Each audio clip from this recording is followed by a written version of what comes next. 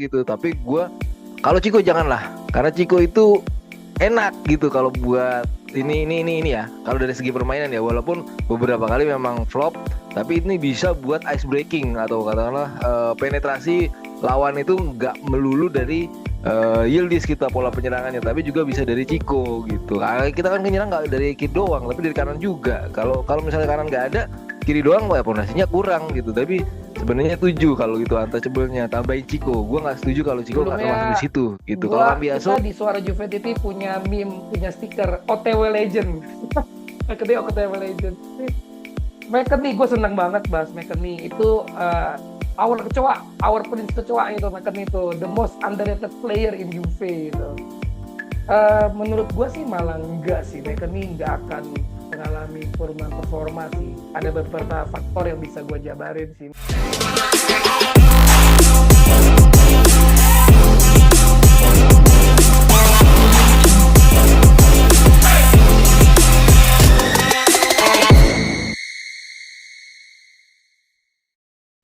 Halo Sobat Sarah Juventini, balik lagi bareng aku Amel ya. Kali ini kita akan membahas pemain tak tersentuh ya.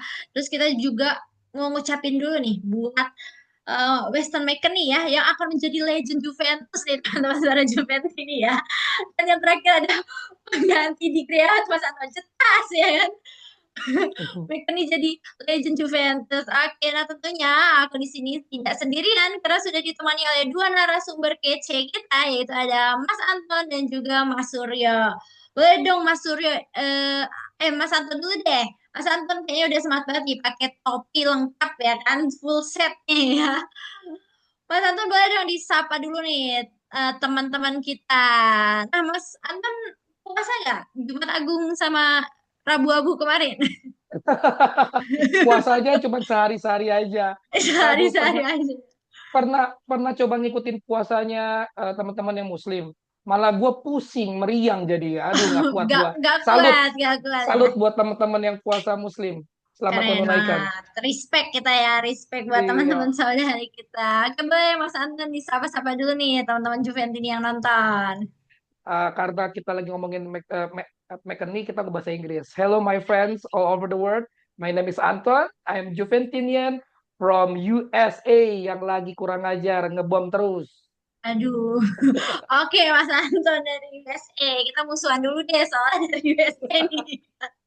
Oke, kalau Mas Suryo boleh. Mas Suryo sebelumnya gimana puasa hari ini? Lancar, Mas? puasa hari ke-15 ya. Oh, Ya hari oke. Lagi ke-15 halangan, Mas. ya. Lagi halangan.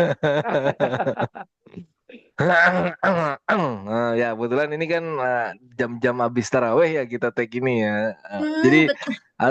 Assalamualaikum warahmatullahi wabarakatuh. Selamat malam, salam sejahtera untuk semuanya. Om Swastiastu, Namo Buddhaya, salam kebajikan. Gue Suryo, suara Juventini. Suara Juventini. Juventini dari Selatan Jakarta alias Depok. Oke, kalau gitu ya teman-teman suara Juventini ya yang mungkin yang mau nonton, yang lagi nonton gitu ya mau jadi kayak Mas Anton atau Mas Suryo jadi salah satu narasumber bisa banget karena sekarang kita ada membership ya yang kalian bisa menjadi selain bisa jadi salah satu narasumber nanti kalian bakal tergabung dalam grup WA yang pastinya update terus tentang suara Juventini juga. Update terus tentang Juventus teman-teman ya dan juga nonstop gitu jadi buat teman-teman yang WA-nya sepi kayak kuburan gitu ya berdebu gitu langsung aja join ya nanti kalian juga bakal terkoneksi sama Juventini dari mana-mana Sabang sampai Merauke ada ya Mas Anton dan Mas Suryo ya kita membernya udah dari Sabang sampai Merauke. Oke, kita langsung masuk aja nih. Kayaknya teman-teman juga udah gak sabar ya. Jadi kita langsung masuk ke materi aja. Yang seperti kita tahu nih, kita kan lagi dalam proses membangun ulang squad ya untuk musim depan gitu. Manajemen Juventus ini kan disebut mulai menentukan nih fondasi tim ya. Kalau kita dengar laporan dari Dello Sport itu kan ada menyebut ada 6 pemain nih yang dianggap untouchable, untouchable ya kan tidak tersentuh ya. Pemain yang secara prinsip ini tidak akan dilepas nih dalam proyek jangka menengah klub ya. 6 nama itu ada Yildiz ya, si ganteng, terus ada McKennie, ada Locatelli, ada Bremer, ada Thuram, dan juga ada Kalulu ya. Namun yang memancing pertanyaan nih mungkin dari narasumber kita atau teman-teman suara Juventus ini juga adalah nama-nama yang tidak ada di daftar itu nih. Ya kan beberapa pemain yang musim ini juga padahal cukup sering nih menjadi bagian penting gitu ya dalam struktur permainan seperti Cambiaso terus juga ada Conceição itu justru tidak masuk nih dalam kategori untouchable ya. Ini kan membuka diskusi yang lebih luas tentunya ya. Apakah gitu daftar ini benar-benar mencerminkan gitu fondasi proyek Juventus ke depannya atau mungkin hanya gambaran sementara aja nih dari prioritas manajemen saat ini. Nah, Mas Surya nih gimana nih jika melihat 6 nama tadi yang dianggap untouchable itu, apakah daftar tersebut ini sudah benar-benar mencerminkan tulang punggung gitu ya proyek Juventus ke depannya atau mungkin menurut Mas Suryo masih ada nih pemain lain yang seharusnya nih masuk nih dalam kategori tidak tersentuh. Gimana nih Mas Suryo? Silahkan Mas. Oke, diulang sedikit ya. Dia untouchable six istilahnya. Ada kayak Prenturam, kemudian Locatelli, Kalulu, Bremer, kemudian tadi yang sudah disebutkan segala macamnya. Sebenarnya gue setuju, tapi gue pengen nambahin satu pemain. Artinya gue nggak setuju kalau Chico itu ini masuk ke apa di luar 6 itu gitu. Chico tuh harus Hmm. masuk ke situ. Jadi 7 gitu. Karena apa? Karena kalau ngelihat dari pondasi, kita harus rata kiri dan kanan. Kalau kirinya ada Yildiz, kanannya siapa? Hmm. Masa Ciko dikeluarin? Hmm. Sementara kita butuh pondasi itu gitu, kiri dan kanan. Kalau misalnya kiri Yildiz oke katakanlah itu udah fix ya bener ya. Yildiz itu gue setuju untouchable karena kontribusinya buat tim itu oke banget ya walaupun semenjak perpanjangan kontrak atau katakanlah beberapa pemain ada yang perpanjangan kontrak ada yang turun gitu. Tapi gue kalau Ciko janganlah karena Ciko itu enak gitu kalau buat ini ya. Kalau dari segi permainan ya walaupun beberapa kali memang flop tapi ini bisa buat ice breaking atau katakanlah penetrasi lawan itu nggak melulu dari Yildiz kita pola penyerangannya tapi juga bisa dari Ciko gitu. Kita kan menyerang nggak dari kiri doang tapi dari kanan juga. Kalau kalau misalnya kanan nggak ada kiri doang wah pondasinya kurang gitu. Tapi sebenarnya 7 kalau itu untouchable-nya tambahin Ciko. Gua nggak setuju kalau Ciko nggak termasuk di situ gitu. Kalau Cambiaso ya is oke lah untuk nggak masuk dari pondasi. Tapi kalau untuk Ciko itu wajib gitu Mbak Mel. Oke, terima kasih Mas Suryo. Jadi harusnya itu bukan 6 ya, 7 tuh. Ciko belum dihitung ya. Dan tadi ya, kalau di kiri mungkin ada Yildiz ya. Di kanan ini siapa nanti ya, kalau misalnya cuma 6 tadi itu. Karena belum ada Ciko tadi kan termaksudnya. Oke, terima kasih Mas Suryo. Nah, kalau misalnya eh Mas Anton nih, tadi kan udah dibilang ya kalau misalnya nama Cambiaso apa terus juga Conceição itu kan absen nih dari daftar tersebut ya dari daftar 6 untouchable itu. Nah, padahal kan keduanya ini dalam beberapa fase musim itu terlihat cukup penting nih dalam permainan Juventus. Nah, gimana nih Mas Anton? Apakah ini berarti manajemen itu masih melihat mereka sebagai pemain yang bisa dalam daftar jual atau ada tawaran yang tepat atau gimana nih Mas? Silahkan Mas pendapatnya. Kalau tadi untouchable aja nih, gua ngomong it's all about the money, it's all about the dam dam dara dam dam. Kalau Cambiaso, panutanku, aku setuju dengan panutanku. Mas Suryo ini panutan saya dalam suara Juventini ini. Saya suka Enggak banget lah. cara Mas Suryo membawakan satu berita kalem, tenang gitu ya. Cambiaso jual aja. Kalau itu aset berharga, kita beli murah, harganya sekarang udah mulai naik. Kalau ada tawaran yang masuk dari IPL 50-60 juta, jual aja. Valenza banget buat kita. Dengan uang sebanyak itu kita bisa punya banyak opsi di posisi yang sama. Contohnya Palestra misalkan seperti itu. Dengan beberapa hal yang Cambiaso buat, dengan inkonsistensi dia, dengan hati dia udah nggak di sini dari musim kemarin, beberapa kesalahan konyol yang dibuat, menurut saya Cambiaso mumpung masih ada value-nya yang mendingan, kalau IPL nawar 50-60 juta, jual. Dia tidak masuk dalam yang tadi, yang untouchable itu. Untuk Ciko, disinilah aku berbeda dengan panutanku ini. Hmm. Berbeda sedikit gak apa-apa ya. Bukan sepenuhnya berbeda. Tapi Ciko ini udah 3 musim di kita. Hmm. Ciko ini kemampuannya kita nggak usah ragukan. Masalahnya dia tidak berkembang. Dengan kemampuan dribble dia. Tapi hasil akhirnya yang sedikit mengkhawatirkan. Beberapa kali dia suka maksa, kurang tahu kapan harus ngoper. Kemudian shootnya baru kemarin tuh lawan Roma tuh, itu dibahas di mana-mana tuh. 200 kilometer per jam. Gila, itu kencang banget. Tapi untuk bisa ngaselin gol kayak gitu, Iko butuh kayak mungkin 20 kali shoot baru bisa begitu. Gua nggak bilang Ciko harus dibuang, tapi bukan berarti Ciko untouchable. Ketika ada nilai value uangnya, gua yang sesuai ya, mungkin, mungkin, mungkin dipertimbangkan. Ditambah lagi misalnya, amit-amit kalau Juve nggak lolos Champions League, Bang. Itu sih ngeri sih Bang sebenarnya. Kalau misalkan Juve nggak lolos Champions League, jangankan Ciko. Kevin Thuram sekarang lagi ditawar 75 euro Bang. 75 juta euro. Gimana Bang Suryo? Kevin Thuram ditawar sama MU, kehilangan Casemiro 75 jual gak Bang? Apa tetap tujuh lima untouchable? 75 plus Casemiro gitu. Oh enggak, Casemiro udah nggak mau di MU. Jadi MU lagi Oke. nyari nih. Thuram jual gak? 75.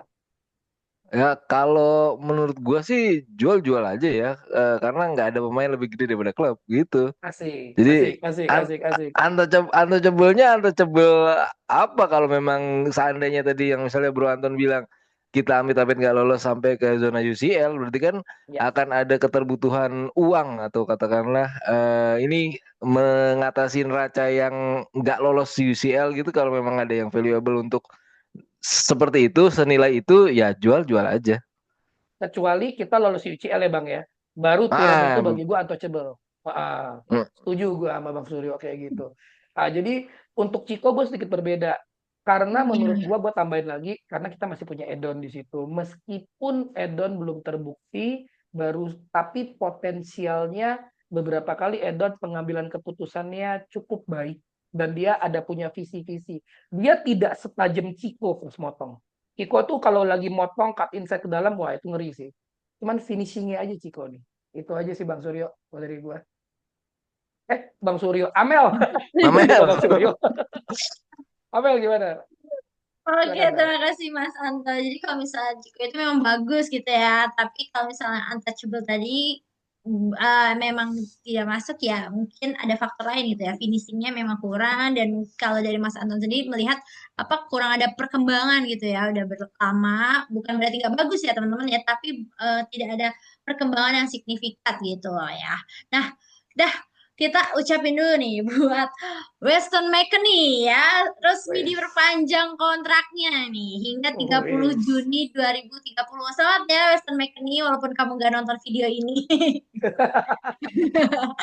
Nah, di mana kontrak barunya itu bernilai sekitar 4,2 juta euro per tahun ditambah bonus ya kalau dirupiahin ya teman-teman hitung sendiri aja ya. Nah, sejak didatangkan dari klub Jerman nih pada Agustus 2020, gelandang asal Amerika Serikat ini kan telah menjalani perjalanan yang cukup panjang nih ya bersama Bianconeri dalam 6 musim nih. Dia sudah mencatat lebih dari 220 penampilan dengan kontribusinya itu yaitu ada 26 gol dan juga 26 assist ya.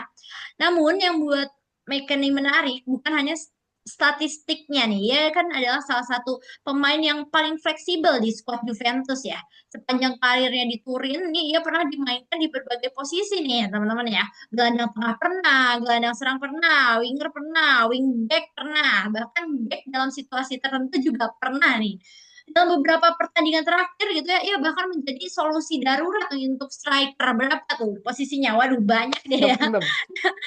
Pertanyaannya Mas Suryo nih, jika McKennie ya bertahan hingga 2030 nanti ya, bukan tidak mungkin dong McKennie akan melewati satu dekade nih bersama Juventus ya 10 tahun. Apakah ada peluang nih buat McKennie itu masuk dalam kategori legend Juventus ya, terutama jika melihat konsistensi penampilannya sejak bergabung sejak 2020. Gimana nih Mas Suryo? Apakah mungkin gitu?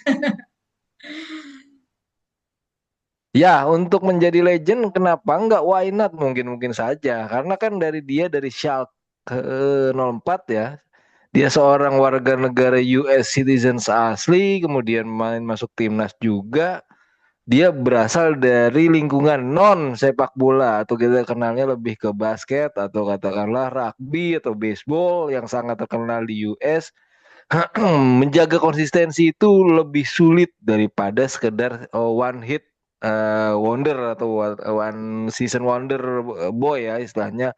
Dia itu punya kestabilan level of fitness, kemudian versatil, bisa di mana aja. Udah tadi udah wingback, dari tengah, kadang-kadang juga pernah juga jadi apa ya striker ya kalau nggak salah, Wah, correct me if I'm wrong gitu ya. Pernah jadi second striker juga, bisa menggolkan dari berbagai posisi blind spot, positioningnya bagus, kemudian etos kerjanya tinggi, nggak pernah ngeluh dalam tanda kutip, pelatih kemana aja kepake, ya oke lah ya kan, kita kan lihatnya di sini dia adjustmentnya oke, terus kemudian eh grafiknya itu stabil, nggak terlalu yang menonjol banget, nggak terlalu yang low banget istilahnya. Terus mau di mana aja, mungkin kita bisa ngelihatnya kalau manajemen Juve setuju, ya artinya sudah kontrak sampai dengan 2030 dengan nilai 4,2 juta, itu ya pasti bukan tanpa alasan. Ada parameter tersendiri yang pasti dijadikan manajemen Juventus untuk menyetujui perpanjangan kontrak itu, dan di sisi McKennie-nya juga, McKennie-nya melihat kenyamanan sebagai seorang pemain yang berada di klub besar sebesar Juventus, salah satu klub terbesar di Italia. Gua ini ya apa namanya, nggak ngomong prestasi yang sekarang, tapi konsistensi dari dia berbagai pelatih tetap kepake, kemudian bisa golin di eh, berbagai posisi ya. Dia juga nggak banyak ngeluh ya. Oke lah kalau memang itu bisa menjadi legend, katakanlah bisa tembus misalnya berapa ribu match gitu misalnya. Nanti misalnya kalau dia nggak cedera sampai dengan 2030 gitu. Misalnya. Jadi ya nggak masalah sih, dan itu kan salah satu pasar komersil yang paling besar di dunia adalah USA gitu. Kalau kita memang mau jualan ini figur dan kemudian menjadi legend, menurut gua nggak masalah, Mbak Amel. hmm. Oke, terima kasih Mas Suryo. Kayak Mas Anton deh, karena dari Amerika Serikat jadi aku pakai bahasa Inggris deh. Nothing is impossible ya. Siapa tahu aja emang mereka ini bisa aja jadi legend ya tadi ya. Kalau kita lihat kan dia juga emang versatil ya, di mana aja bisa, sama pelatih siapa aja juga kepake. Ya, dan ya semoga aja nggak ada cedera ya, apalagi cedera parah yang sampai jadi ngaruh ke performanya. Kita doakan aja lah yang terbaik buat McKennie ya, walaupun kamu nggak nonton video ini. Oke. Kalau misalnya dari Mas Anton sendiri nih, kita kan baru perpanjangan kontrak nih, siapa tahu mungkin dia jadi merasa tinggi atau gimana, ada yang kekhawatiran nggak nih kalau misalnya perpanjangan kontrak baru itu malah performanya nih menurun ya, walaupun jangan sampai, tapi gimana nih, apakah kira-kira Mas Anton melihat itu akan terjadi nih kepada Weston McKennie gitu setelah kontrak perpanjangan malah penurunan performa, gimana nih Mas Anton? Sebelumnya kita di Suara Juventus punya meme, punya stiker OTW Legend. Kedai OTW Legend. McKennie gue senang banget bahas McKennie itu our kecoa, our prince kecoa itu McKennie itu the most underrated player in Juve itu. Menurut gue sih malah enggak sih, McKennie enggak akan mengalami penurunan performa sih. Ada beberapa faktor yang bisa gue jabarin sih. Nomor satu, usia dengan fase karirnya. Dengan usia yang sekarang, fisik lagi matang-matangnya, terus kemudian fase karir dia lagi matang-matangnya, gue rasa itu akan menjadi eh, salah satu faktor penting supaya yang mendukung dia tidak menurun performa. Yang kedua, tadi Mas Suryo udah bilang, mentalnya survivor cuy.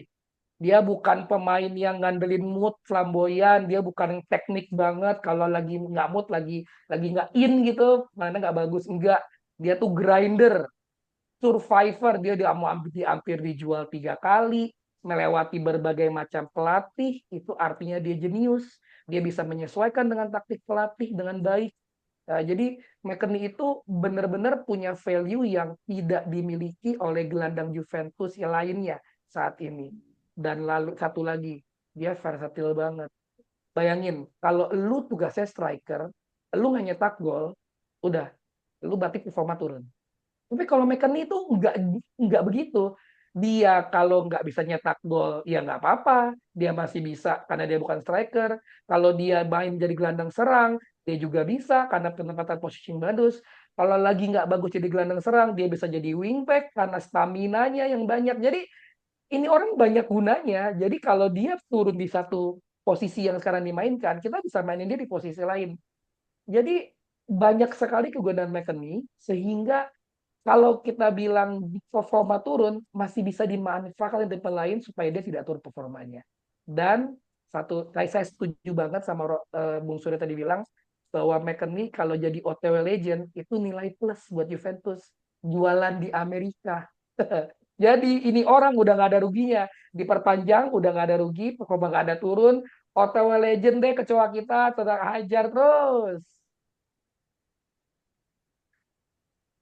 Oke, terima kasih Mas Anton. Jadi kalau menurut Mas Anton sendiri, kalau mekanik kayaknya enggak lah ya kalau untuk performa turun. Karena tadi juga kita sempat bilang ya, kalau dia tuh pemain yang konsisten gitu ya, udah konsisten, bisa segala posisi ya, jungkir balik pun juga dia bisa ini mekanik Oh. ya. Oke, kita bahas ke isu berikutnya nih ya. Kita dengar ada isu mengenai posisi kiper di Juventus ya, di mana kembali mencuat itu menjelang bursa transfer ya. Kalau kita lihat dalam beberapa pekan terakhir ya kan, performa di bawah Mister ini memang menjadi salah satu topik yang sering diperdebatkan nih oleh para pengamat maupun fans ya. Nah, adalah satu nama muncul yaitu Vicario ya dari Tottenham Hotspur ya, salah satu nama terdepan yang ingin didatangkan nih selain nama lain yang juga dalam pemburuan. Nah, kalau kita lihat kan mendatangkan Vicario ini tidak sepenuhnya mudah nih karena harus lagi-lagi kita bersaing dengan Inter ya, bersaing juga dan yang menarik ini di musim depan ini siapakah kiper nomor satu Juventus di musim depan? Ayo tebak-tebakan deh. Nah, pertanyaan nih buat Mas Anton. Kalau kita lihat di sistem permainan Juventus saat ini gitu, yang cukup mengandalkan build up dari belakang gitu, apakah profil Vicario ini nih cocok nih dengan kebutuhan taktis tim gitu? Gimana nih Mas Anton?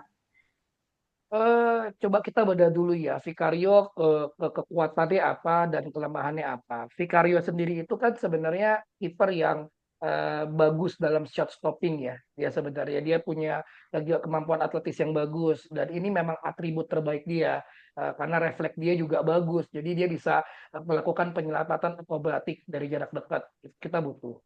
Kemudian dia juga punya kecepatan untuk keluar. Artinya kalau dia ada posisi one on one untuk menghalau bola atau mengurangi ruang tembak, itu dia juga bisa. Terus kemudian dia juga punya keunggulan lebih di distribusi bola. Artinya dia suka pegang bola, kemudian bisa passing dengan baik. Nah, khusus buat yang poin ini, distribusi bola. Dengan permainan Juve yang sekarang, iya betul, kita memainkan distribusi bola dari belakang. Tapi kuncinya bukan di kiper, kuncinya kebanyakan dioper ke back lalu ke Locatelli. Nah, Hmm. itu kemampuan dia di sini di keadaan sekarang dengan taktik yang sekarang mungkin tidak begitu signifikan. Tapi Hmm. akan sangat berguna di kemampuan dia di shot stopping tadi itu. Bahwa sekarang kita punya kiper yang bola yang harusnya ditepis, tembus. Bola yang harusnya dapat, jongkok. Kalau kata teman-teman Sorry Juventus ini, tangan tuh bukan dia memanjang, malah memendek. Ya, teman-teman tahulah gue lagi ngomongin siapa. Jadi justru malah kekuatannya si Vicario ini yang dalam shot stopping kita butuhin. Tapi bukan cuma itu aja, Vicario juga punya kelemahan. Meskipun dia hebat dalam shot stopping, penguasaan area penaltinya itu agak kurang, alias bola-bola crossing. Dia suka ngambil Hmm. keputusan yang salah dalam bola crossing. Di sini juga sebenarnya agak sulit ketika Juve sendiri punya PR yang besar, Bang Suryo. Pada saat musim Hmm. ini, kita tuh sering banget kebobolan dari bola-bola atas, Bang Suryo kan?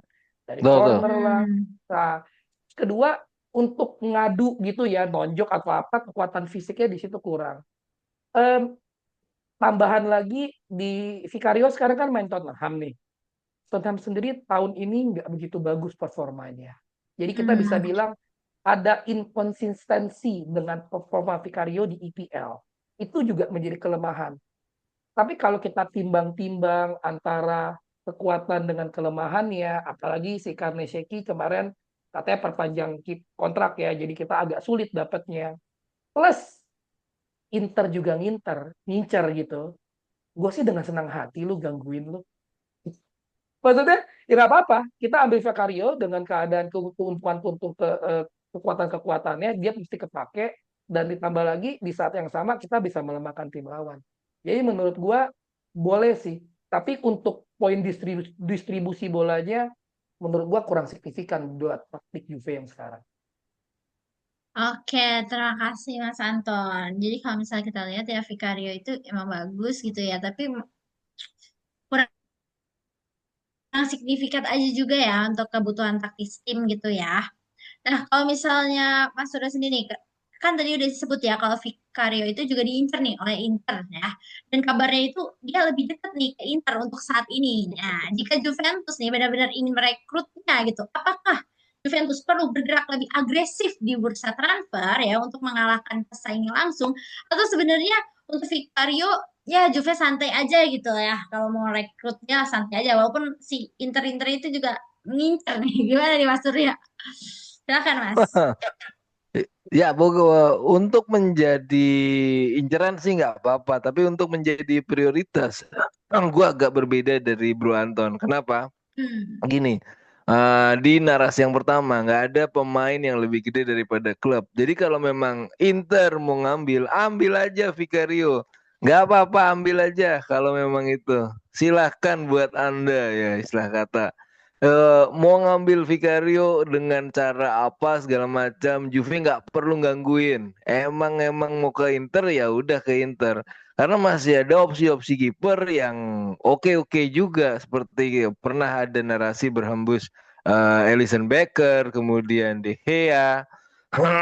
Dan kalau tadi Bro Anton udah bilang ada Karneseki, tapi karena Karneseki mau perpanjang kontrak, udah kecil lah peluangnya untuk seperti itu. Walaupun sempat ada isu berhembus untuk sudah personal agreement dengan Juve. Tapi kalau memang Victorio, Vicario ini untuk ke Inter, dia lebih ke Inter dan Inter butuh banget ya udah kasih aja gitu, nggak ngapain, kita nggak perlu bersaingan dengan Inter karena memang bukan kelas gitu. Dari hitungan 18 plus 1 misalnya sama dengan 20, ya itu aja udah agak-agak gimana gitu, emang bukan bukan kelasnya, ngapain. Kalau lu mau ambil ambil aja, kita ngincer yang lain aja deh, mungkin ada De Gea, kemudian ada Alisson Becker, itu bisa menjadi opsi yang lebih oke dibandingin kita harus depends on atau tergantung daripada isu Vicario ini. Tadi sudah disebutkan segi-segi teknis apa saja yang dimiliki oleh Vicario dalam suatu susunan taktik dalam permainan sepak bola. Dia berperan sebagai kiper gitu, dia kurang di penalti segala macam. Cuman karena nggak ada pemain lebih gede daripada klub, jadi Vicario mau diincer, Inter ambil aja bos, ya kan? Kita ngincer yang lain aja, nggak apa-apa. Kalaupun memang harus mempertahankan di Gregorio, kita mengalihkan dana yang kita miliki untuk membeli suatu back yang world class, itu. Jadi masih ada opsi-opsi yang lain gitu.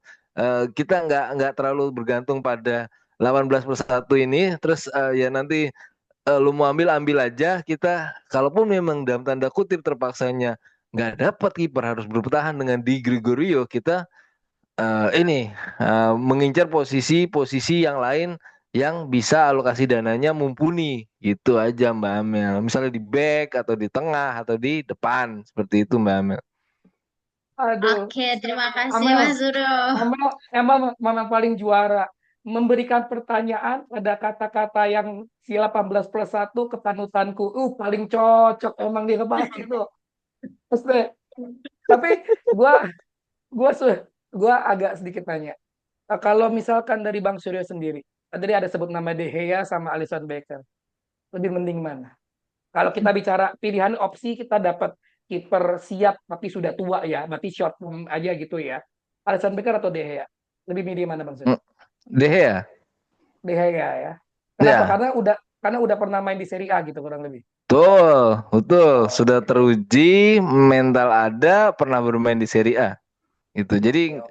kalau tadi narasi yang kedua itu ada McKennie, adaptif. Nah, kata ini yang dimiliki McKennie, adaptif. Nah, kata ini yang dimiliki De Gea juga, adaptif. Artinya di Liga Inggris pernah, di Liga Italia juga sudah pernah. Plus pengalaman dan skill yang masih. Kalau soal umur, kiper masih bisa lah. Karena Masih panjang ya.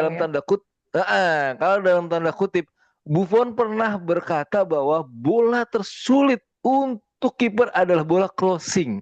Nah, kalau kita ngelihat dari Vicario kelemahannya tadi, memang Betul. iya gitu, sulit gitu. Tapi kalau untuk penalti, ya kita nggak tahu ya. Maksudnya ketika tim dalam keadaan tertentu terus butuh penalti, sedangkan kiper kita lemah di penalti itu udah dalam tanda kutip ya, udah berkurang separuh gitu dayanya gitu, Ya, Bro Anton.